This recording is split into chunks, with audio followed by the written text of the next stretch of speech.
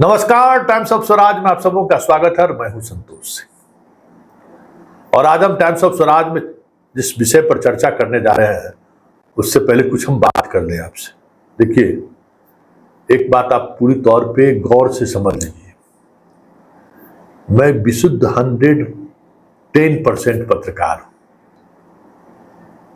और पत्रकारिता मेरा धर्म है, पत्रकारिता मेरा जुनून है और पत्रकारिता मेरा पैशन भी है। और 25 वर्षों से कई ऐसे मौके आए हैं जब मुझे इस बात को लेकर मजबूर किया जाता है कि आप अपनी खबर से पीछे हटिए, लेकिन अभी तक ऐसी नौबत नहीं आई है। बड़े बड़े इश्यूज पर भी हमने खबर की है और ये अलग बात है कि मैं खबर करने से पहले तमाम बिंदुओं पर जरूर गौर करता हूं कि कहीं मैं खुद रॉन्ग बॉक्स में तो नहीं हूं।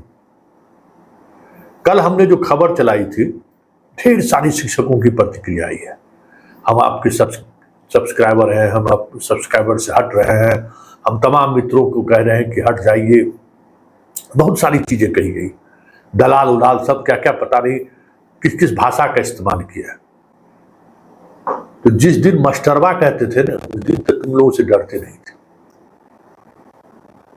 क्या है ना, मस्टरवा का तेरी हैसियत क्या है वो हम जानते हैं, एक पाठक को बात बताए हुए। लेकिन इस इशूज में जो सही बात है उस समय में हमेशा हम तुम्हारे साथ खड़े रहे। जो लोग गाली की भाषा का इस्तेमाल किए उसके लिए हम बात कर रहे हैं। तो सब्सक्राइब रहो या नहीं रहो, चले जाओ छोड़ दो, उससे मुझे कोई फर्क नहीं पड़ने वाला है। लेकिन एक बात को लेकर दुख है कि स्टोरी सिर्फ एक बार आगे कि संतोष जी कुछ बोले हैं, शायद आप सुनते नहीं हैं, उसको मनन नहीं करते कि हम कह क्या रहे हैं। कल जो मैंने खबर चलाई थी वो ये खबर था कि मुख्यमंत्री ने फिर इनको क्लीन चिट दे दिया और मुख्यमंत्री के सामने इन्होंने जो तर्क रखा है वो तर्क ये है कि पहले 6 बजे से स्कूल पहले भी चलता था वगैरह वगैरह। आपके पास कोई साक्ष्य हो, कुछ हो तो आप भी दीजिए, तो उसके बाद हम लोग काउंटर करेंगे।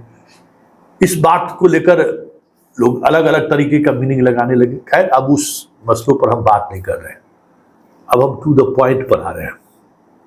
और पिछले 6 महीने से हम आपकी वकालत भी कर रहे हैं, आपके लिए लड़ भी रहे हैं और आपकी आवाज भी बुलंद कर रहे हैं। लेकिन चीजों को समझिए, आपकी हैसियत क्या है जरा ये भी समझ लीजिए। और आपको हैसियत पर लाने के लिए ही के पाठक को आपके विभाग का अपर मुख्य सचिव बनाया गया था, ये भी समझ लीजिए। देखिए, नीतीश कुमार अपने शासन काल में आप 5 लाख शिक्षक आज हुए ना। बिहार का जो सबसे मजबूत एसोसिएशन था, बिहार पुलिस मेंस एसोसिएशन, सिपाही लोगों का एसोसिएशन था, उसका बहुत बड़ा नेता थे जितेंद्र नारायण सिंह। वो दौर था कि जब वो पुलिस मुख्यालय पहुंचते थे तो डीजीपी के चैम्बर में जाने के लिए उनको अनुमति लेना नहीं पड़ता था। उसके साथ हमेशा 50 पुलिसकर्मी खड़े रहते थे। मतलब एक अलग जलवा रहता था। जिस एसपी के चैम्बर में घुस गया वो एसपी थोड़ी देर के लिए सहम जाता था। पूरे प्रदेश में बिहार पुलिस मेंस एसोसिएशन का एक अपना अलग जलवा हुआ करता था।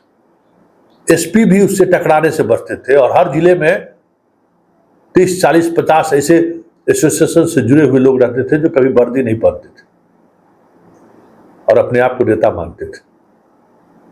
पहली बार अभियानंद ने इस एसोसिएशन को ऐसा ध्वस्त किया कि अभी तक होश नहीं हुआ है। कल हाईकोर्ट का एक फैसला आया है, जो एसोसिएशन का एक अध्यक्ष था लखीसराय को, उसका सेवा से बर्खास्त कर दिए थे, अभी बहाल किया। एक एक एसोसिएशन के पदाधिकारी को सरकार ने बर्खास्त कर दिया, वर्दी पहनने पर मजबूर कर दिया और ड्यूटी करने पर मजबूर कर दिया, जबकि लोग गुंडागर्दी चलती थी। एसोसिएशन के नाम पर एक अलग तरीके का चीज चलता था और उसको सरकार उस समय में भी अभियानंद जैसा मजबूत डीजीपी मिला और उसके माध्यम से उन्होंने पूरी एसोसिएशन को ध्वस्त कर दिया। अभी तक होश नहीं हुआ है। दूसरा एसोसिएशन है बिहार पुलिस एसोसिएशन, इसके अध्यक्ष मृत्युंजय कुमार सिंह अभी भी हैं। सरकार ने नजरें टेढ़ी की ना, तो एक महज बयान को लेकर कोरोना के समय में पुलिस पदाधिकारियों का पर डीजीपी का जो है सो संवेदनशील नहीं है, इस तरीके का कोई बयान उन्होंने मीडिया में दिया। 2 बरस तक वो व्यक्ति सस्पेंड रहा है। बड़ी मुश्किल से राजद की सरकार हुई है, तो फिर बात हुई, मुख्यमंत्री भी शांत हुए, एसोसिएशन को खत्म कर दिया, सारे एसोसिएशन के पदाधिकारी को पटना से बाहर ट्रांसफर कर दिया। एसोसिएशन के अधिकारी को स्वयंभू ये अधिकार था कि उन्हें पटना से बाहर नहीं भेजिए। ये सब चीजें प्रैक्टिकल में चला रहा था। जो आप नियम कानून की बात करते हैं ना, संघ, ये दोनों संघ रजिस्टर्ड संघ है, बिहार पुलिस मेंस एसोसिएशन और बिहार पुलिस एसोसिएशन। एक पदाधिकारी का बिहार पुलिस एसोसिएशन है और बिहार मेंस पुलिस एसोसिएशन सिपाहियों का है। और सिपाहियों की संख्या कितना है समझ लीजिए। इन दोनों संगठन को सरकार जमींदोज कर दिया। और तीसरी बारी आपकी थी, शिक्षक। आप भी बहुत सारी चीजें कहते हैं कि 6:30 बजे से कभी स्कूल गए समय पर? आज फिर बात कर लीजिए बढ़िया से। पता है कि क्या बजे स्कूल होता था, क्या बजे स्कूल में छुट्टी होता था? कभी कोई देखने वाला था? कोई माँ बाप था? आज सेल्फी लेने लगा है तब परेशान है। ये तो 6 बजे से स्कूल होता था, वो चिट्ठी अभी हमको मिल गया बिहार सरकार के हवाले से, वो चिट्ठी हम लगा रहे हैं, ठीक ना? आप लोग, क्योंकि आप लोगों को पता नहीं होगा कि 6:30 बजे 7 बजे जाने का बीमारी था। कोई शिक्षक जाते थे 6:30 बजे। आज अगर पाठक 6:30 बजे कर दे फिर भी वही समस्या रहेगी, क्योंकि स्कूल जाना है। पहले स्कूल जाना नहीं था, कोई देखने वाला नहीं था। 6:30 बजे है तो 7 बजे भी पहुंचे तो कोई देखने वाला नहीं है।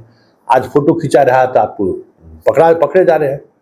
तो सरकार की मंशा थी कि आपके जो शिक्षा विभाग के जो एसोसिएशन है उसको तो पहले ध्वस्त कर दो। एसोसिएशन तो ध्वस्त हो ही गया। शिक्षकों का मनोबल ऐसा तोड़ो कि दशकों तक उसे नजर उठा कर देखने का साहस नहीं करे। तो के पाठक जैसे पदाधिकारियों को सरकार ने चुना और के पाठक ने आपको आपकी हैसियत जता दी। चू भर जो है आवाज निकलता है, कोई चू भर, चू शब्द बोल रहे हैं। अभी सुबह 6 बजे कहता, सुबह 6 बजे पहुंच रहे हैं, चाहे दुर्घटना हो जाए या कुछ भी हो, पहुंच रहे हैं ना जी। ट्रेनिंग में भेजना है तो जा रहे हो ना, चाहे इलेक्शन के बीच में वहां से लिख के देना पड़ता है, हमारा प्रशिक्षण है तो लिख के दे दो, प्रशिक्षण जाओ प्रशिक्षण करो। कहीं कुछ चल रहा है, जो पाठक चाह रहा है वो हो रहा है ना, आप मान रहे हो? बस सरकार की यही मंशा थी कि हम काम नहीं करेंगे, हम वेतन लेंगे और सरकार को आंख भी दिखाएंगे। तो सरकार ऐसा आंख दिखा दिया कि ये जो पीढ़ी बहाल हुए ना, हमेशा अंतिम रिटायरमेंट तक लोग याद रखेगा कि सरकार क्या चीज होता है। तो इसलिए पाठक को मुख्यमंत्री ने भेजा ही था शिक्षकों को औकात पर लाने के लिए। और एक बात और सुन लीजिए, पाठक का जाना 4 जून के बाद तय है, लेकिन जाने से पहले वो तमाम ऐसी व्यवस्था करके जा रहा है जिस व्यवस्था के बाद अभी तो पाठक सेल्फी खिंचवा रहा है ना, उसके बाद गांव का आदमी सेल्फी खींचेगा कि मास्टर साहब कितना बज रहा है, स्कूल आपका कितना बजे है, घड़ी देखिए तो कितना बजे आ रहे हैं। वो व्यवस्था कर रहा है। आपको अब अपने गांव में ड्यूटी करने के लिए नहीं मिलेगा, और ऐसे इतना जगह दूर ड्यूटी करने के लिए भेजेगा कि आपको वहां का पब्लिक आपसे हिसाब लेगा कि कितना बजा है। तो यही सरकार की मंशा था और उस मंशा को पाठक ने करके दिखा दिया है, क्योंकि कोई दूसरा पदाधिकारी साहस नहीं जुटा रहा था कि इन शिक्षकों को भी जो है सो जगह पर लाया जाए, लेकिन पाठक ने ला कर दिखा दिया। इसलिए ये जो चीजें चल रही है ना कि सेंट्रल स्कूल में क्या चल रहा है, समय क्या है, वो सब कुछ दिखाने के लिए आप हमें भेज रहे हैं ना, हम भी सब भेज रहे हैं ऊपर। ऐसा नहीं है कि हम भी भेज रहे हैं कि देखिए क्यों आप ऐसा ड्यूटी ले रहे हैं।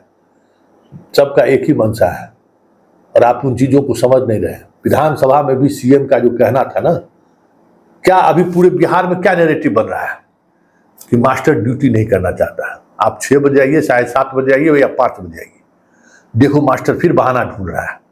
जैसे सीएम जिस समय में बोले थे उस समय में भी यही बात था ना कि भाई शिक्षक काम करना नहीं चाहता है।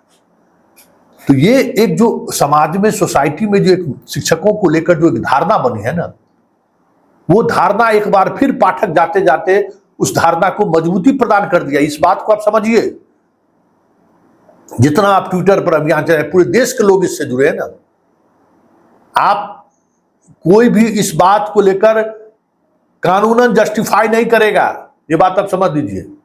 हम आपसे 7.5 घंटा ड्यूटी लेंगे, आप राज्य के कर्मचारी हैं, आप इसमें आप ना नहीं कह सकते हैं। आपको अगर 6 बजे आने का आदेश हुआ है तो आपको 6 बजे आना होगा, ये आदेश है, इसका अनुपालन आपको करना है। आपको कोई बेनिफिट नहीं मिल सकता, आपको जो आदेश है उस आदेश का अनुपालन करना है। आपको आदेश है कि स्कूल के 10 किलोमीटर के अंदर आपको आवास लेकर रहना है, और उस आवास के लिए सरकार आपको आवासीय रेंट दे रहा है, भत्ता दे रही है। इसलिए आप ये नहीं कह सकते हैं कि हम 50 किलोमीटर से दूर से हम स्कूल पकड़ने आ रहे हैं, आपको मिल रहा है ना। तो ये सारी चीजें पब्लिक डोमेन में लाकर पाठक फिर से आपको कटघरे में खड़ा कर दिया, और जैसे ही आप कटघरे में खड़ा हुए तो फिर पाठक का वो डंडा चलेगा जिस डंडे की उम्मीद आप नहीं कर रहे हैं। आप मुझसे नाराज हो या खुश हो, उससे मतलब नहीं है। हम हमेशा आपको सचेत करते रहे कि देखिए, पाठक के जाल में मत फंसिए। पाठक आपको इजिटेट करता है कि आप कुछ ऐसा कीजिए कि हम पब्लिक डोमेन में चीजों को लेकर चले जाएं, उसी का वो लाभ उठाता है। तो सीएम के विधानसभा सत्र में बोलने के बाद पाठक क्या क्या लाभ उठाया उस नैरेटिव का, जरा सोच लीजिए ठंडे दिमाग से। सारे बीपीएससी वाले को तो भेज ही दिया, नियोजित शिक्षकों को जो सक्षमता परीक्षा लिया उसको क्या किया वो देख ही रहे हैं, और इस बार फिर वो नैरेटिव सेट करने में कामयाब हो गया है। और उसके बाद अब पोस्टिंग को लेकर प्रक्रिया शुरू होनी है।